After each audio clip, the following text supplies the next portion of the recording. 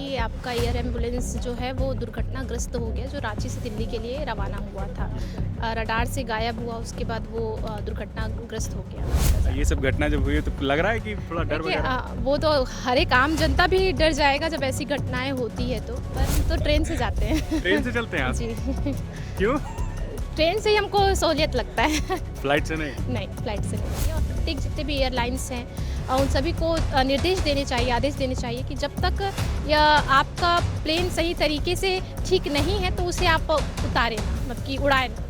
कि लोगों की सेफ्टी जो है प्रत्येक राज्य की सरकार की, चाहे वो हमारे केंद्र की सरकार भी हो, तो उनकी जिम्मेदारी होनी चाहिए। ऐसे सेफ्टी के पर्पज़ के लिए जो है किसी को पीछे नहीं हटना चाहिए, सामने आकर इसके लिए जो आवाज़ उठानी चाहिए। कहीं तो कुछ बात दिख की नहीं स्थिति रहा है। खतरनाक है?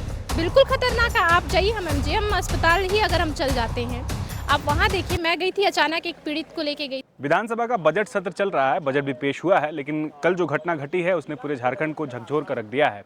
एक ऐसा विमान हादसा जिसकी कल्पना भी नहीं की होगी। पूर्णिमा जी, ये जब घटना आप तक पहुंची, आप सूचना आप तक पहुंची, कैसे पता चला आपको? जी सोशल मीडिया के माध्यम से ही जानकारी प्राप्त हुई कि आपका एयर एम्बुलेंस जो है वो दुर्घटनाग्रस्त हो गया, जो रांची से दिल्ली के लिए रवाना हुआ था।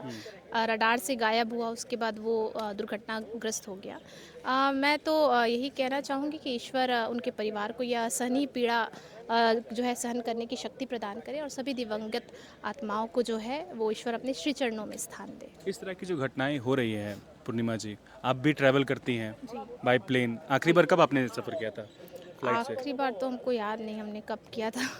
अरे बाप रे बाप, याद ही नहीं है? जी नहीं, हम तो ट्रेन से जाते हैं। ट्रेन से चलते हैं आप? जी। क्यों? ट्रेन से ही हमको सहूलियत लगता है। फ्लाइट से नहीं? नहीं, फ्लाइट से नहीं लगता जा। ये सब घटना जब हुई है तो लग रहा है कि थोड़ा डर देखिए वगैरह? वो तो हर एक आम जनता भी डर जाएगा जब ऐसी घटनाएं होती है, तो पर सेफ्टी का यहाँ पे बात मैं करना चाहूँगी कि लोगों की सेफ्टी जो है प्रत्येक राज्य की सरकार की, चाहे वो हमारे केंद्र की सरकार भी हो, तो उनकी जिम्मेदारी होनी चाहिए। ऐसे सेफ्टी के पर्पज़ के लिए जो है किसी को पीछे नहीं हटना चाहिए, सामने आकर इसके लिए जो है आवाज़ उठानी चाहिए। और प्रत्येक जितने भी एयरलाइंस हैं उन सभी को निर्देश देने चाहिए, आदेश देने चाहिए कि जब तक या आपका प्लेन सही तरीके से ठीक नहीं है तो उसे आप उतारें ना, मतलब कि उड़ाएं ना। मैडम, बजट पेश हुआ है, कितना संतुष्ट हैं बजट से और क्या लग रहा है, मतलब सभी सेक्टर पर ध्यान दिया गया है?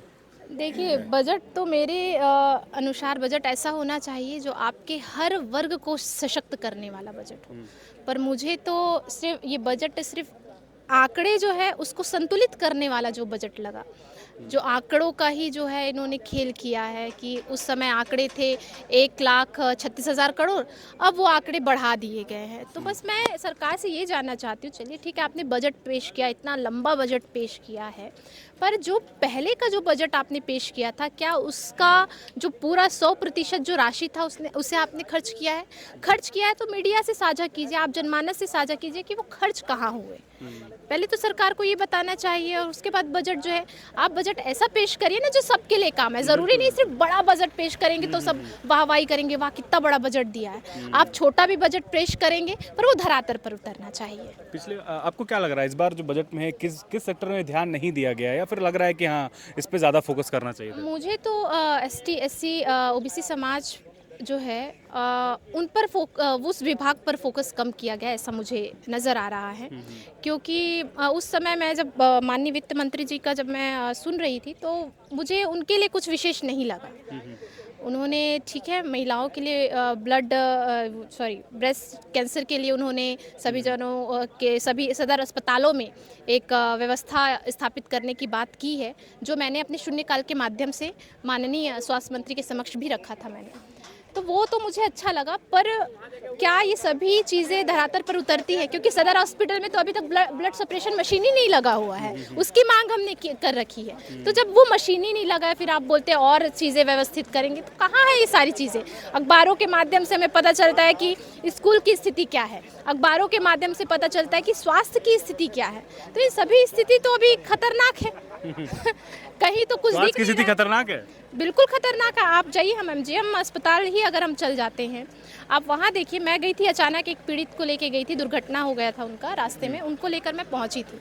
वहाँ जब मैंने व्हील चेयर मांगा तो वहाँ के लोगों ने जो व्हील चेयर दिया वो भी लंगड़ा था, उस पे रस्सी बांध कर उसे चलाया जा रहा। डिफेक्टेड था? डिफेक्टेड था। तो वही सारी चीज़ें हैं कि आप स्वास्थ्य व्यवस्था सुधार की बात करते हैं, शिक्षा व्यवस्था सुधार की बात करते हैं, पर हमें तो कुछ नज़र नहीं आता, सभी मरीचिका हो गया है। बहुत बहुत शुक्रिया पूर्णिमा दास साहू जो बजट पर अपनी बात रख रही थी। अपने सहयोगी रोहन के साथ न्यूज़ 11 के लिए अल्ताफ सिद्दीकी, रांची।